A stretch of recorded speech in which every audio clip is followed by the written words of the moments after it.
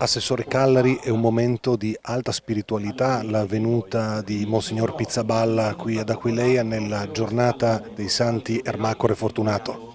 Assolutamente sì, anche per quello che rappresentano questi santi per tutto il Friuli Venezia Giulia. Io in maniera particolare faccio parte di una parrocchia dove questi due santi vengono particolarmente venerati, quindi per me è anche un onore essere qui a rappresentare la regione in questo momento. I santi sono per noi in questo momento rappresentativi dell'unità regionale, perché noi vogliamo in qualche modo dire quello che siamo, vogliamo assolutamente affermarlo, quindi per noi non è solo un momento di spiritualità ma è anche un momento di forte identità anche culturale di questa regione, e nell'ambito di questa manifestazione la regione sarà presente sempre in ogni caso.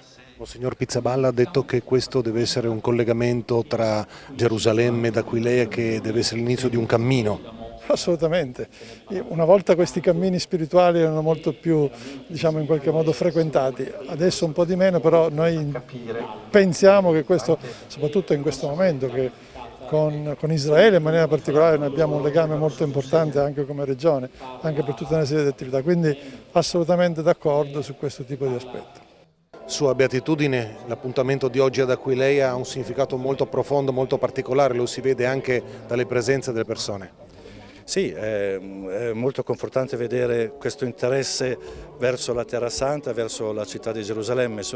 Aquileia e Gerusalemme sono due città che si parlano, due città patriarcali con una storia importante. Aquileia è stata la porta attraverso la quale poi il cristianesimo è entrato in Europa.